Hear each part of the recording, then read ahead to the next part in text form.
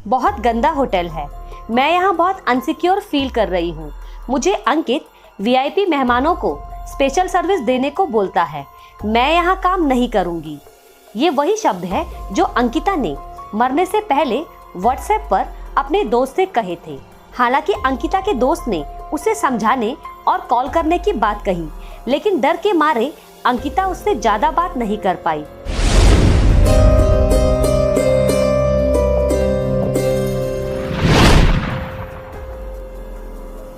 Hello दोस्तों, मैं हूं आपकी होस्ट पूनम और स्वागत है आप सभी का फैक्ट्स टीवी 10 में। दोस्तों, बीते दिनों जैसा कि अंकिता के साथ हुआ वो किसी के भी साथ ना हो, तो आखिर कौन है ये अंकिता जिसके लिए जस्टिस की गुहार लगाई जा रही है। दोस्तों, अंकिता 19 साल की उत्तराखंड में रहने वाली एक लड़की थी जिसका पूरा नाम था अंकिता भंडारी। आज पूरा उत्तराखंड ही नहीं बल्कि पूरा भारत एक स्वर में अंकिता भंडारी के लिए जस्टिस की गुहार लगा रहा है। उसके लिए निष्पक्ष जांच की मांग हो रही है। वहीं जिस रिजॉर्ट में वो काम करती थी उसका मालिक पुलकित आर्या भाजपा के नेता का बेटा है। दोस्तों, अंकिता भंडारी हर महीने 10,000 रुपए लेकर एक रिजॉर्ट में काम करती थी। वहाँ पर उसे रहने के लिए एक रूम भी दिया गया था। बताया जा रहा है कि अंकिता के साथ जिस लड़के ने अन्याय किया वो पूर्व राज्य मंत्री विनोद आर्य का पुत्र है। अंकिता ने नौकरी करने का फैसला अपने घर की आर्थिक हालत को देखते हुए किया था। वहीं दूसरी ओर अंकिता के रिश्तेदारों ने ये दावा किया है कि अंकिता को अपनी पहली सैलरी भी नहीं मिल पाई थी। उससे पहले ही उसकी हत्या कर दी गई। अंकिता भंडारी का शव 7 दिनों के बाद ऋषिकेश से शनिवार को बरामद किया गया था। 19 साल की अंकिता 12वीं की पढ़ाई पूरी कर चुकी थी। वो कॉलेज में पढ़ना चाहती थी, लेकिन घर की आर्थिक हालत खराब होने के कारण उसने जॉब ज्वाइन करने का फैसला लिया। जिस उम्र में वो कॉलेज जाना चाहती थी उसी उम्र में पिता की नौकरी छूटने की वजह से अंकिता ने पढ़ाई छोड़ने का फैसला लिया था। अंकिता के रिश्तेदारों का कहना है कि उसने 28 अगस्त को रिजॉर्ट में ज्वाइन किया था। उसने परिवार की आर्थिक स्थिति को देखते हुए पढ़ाई को छोड़ने और नौकरी करने का फैसला किया था। 28 अगस्त को रिजॉर्ट की एक कार उसे लेने आई थी। रिजॉर्ट में उसे एक कमरा मिला था जहां वो रह सकती थी। उसे 10,000 रुपए प्रति माह की सैलरी बतौर रिसेप्शनिस्ट ऑफर की गई थी, लेकिन पहली सैलरी मिलने से पहले ही उसकी हत्या कर दी गई। दोस्तों, अंकिता भंडारी 18 सितंबर से गायब थी। ये बात जब उसके पिता को पता चली तो वो रिजॉर्ट पहुंचकर कर्मचारी से पूछताछ करने लगे और जब बेटी का पता नहीं चला तो उन्होंने गुमशुदगी की रिपोर्ट पुलिस में दर्ज कराई। अंकिता 17 सितंबर की रात करीब 8 बजे पुलकित आर्य, उसके रिजॉर्ट मैनेजर सौरभ भास्कर और अंकित उर्फ पुलकित गुप्ता के साथ ऋषिकेश गई थी। लौटते समय तीनों आरोपियों ने चीला रोड के किनारे शराब पी। इस दौरान अंकिता ने रिजॉर्ट में अनैतिक गतिविधियों का विरोध किया था। उसने धमकी भी दी थी कि वह सभी को यहाँ से चलने वाली अनैतिक गतिविधियों के बारे में बता देगी और इस बात से गुस्साए पुलकित और उसके साथियों ने लड़की को नहर में धकेल दिया। वहीं दूसरी तरफ जब पुलिस ने पुलकित से बातचीत की तो उसने पुलिस को बताया कि रिसेप्शनिस्ट अंकिता भंडारी रिजॉर्ट के एक कमरे में रहती थी और कुछ दिन से वो मानसिक तनाव से गुजर रही थी। इसीलिए वो और उसके एक दोस्त 18 सितंबर को अंकिता को ऋषिकेश घुमाने ले गए थे। देर रात सभी वहां से वापस लौट आए और लौटकर सभी रिजॉर्ट में बने अलग अलग कमरों में सोने चले गए और 19 सितंबर की सुबह अंकिता अपने कमरे से गायब थी। लेकिन जब पुलिस ने इसकी पड़ताल की तो पूरी कहानी झूठी निकली। पुलकित के बाद जब पुलिस ने रिजॉर्ट के कर्मचारियों से पूछताछ की तो उन्होंने बताया कि ऋषिकेश जाते समय अंकिता इन लोगों के साथ थी, लेकिन इनके लौटते समय उनके साथ नहीं आई। इसके बाद पुलिस ने ऋषिकेश के रास्ते पर लगे हुए तमाम सीसीटीवी कैमरे के फुटेज चेक किए।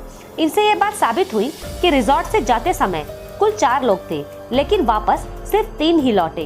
अब पुलकित की कहानी झूठी निकलते ही पुलिस का शक और गहरा हो गया और उन्होंने सख्ती से पूछताछ शुरू की। सोशल मीडिया पर भी उसकी तलाश के लिए कई कैंपेन चलाए गए। पुलिस ने शक के आधार पर जब पुलकित से दोबारा पूछताछ की तो उसे पता चला कि अंकिता को गंगा नदी में धकेल दिया गया है। इस बात को खुद पुलकित ने कबूला और इसके बाद रेस्क्यू एजेंसियों ने अंकिता का शव चिल्ला पावर हाउस के पास एक नहर से बरामद भी कर लिया। पोस्टमार्टम रिपोर्ट में पता चला कि अंकिता की मौत पानी में डूबने की वजह से हुई है और वहीं अंकिता के शरीर पर चोट के निशान भी मिले।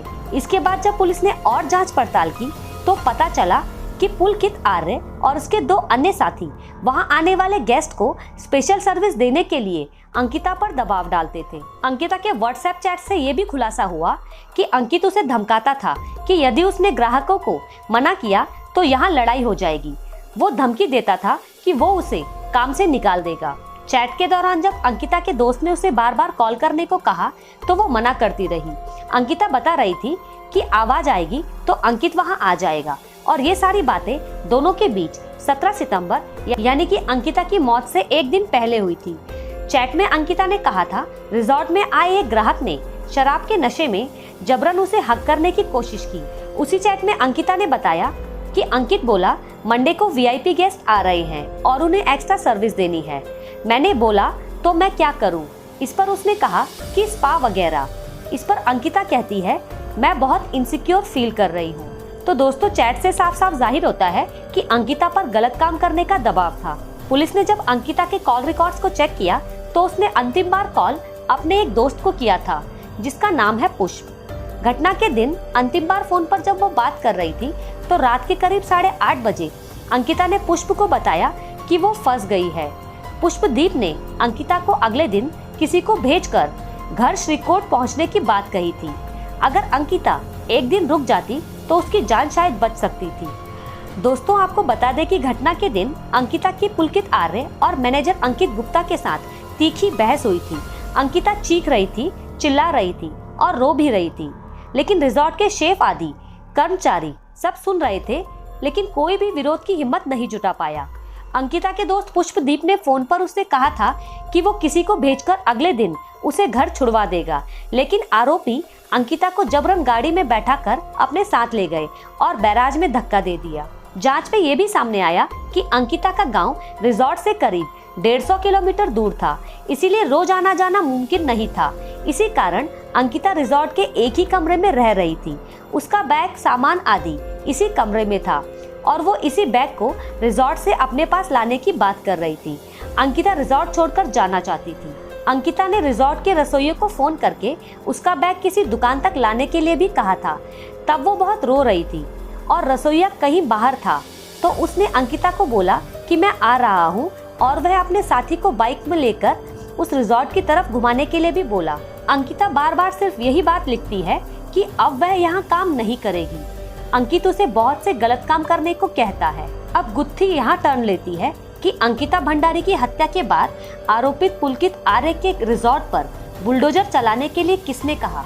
दोस्तों वैसे इसका जवाब अभी तक प्रशासन नहीं दे पा रहा है।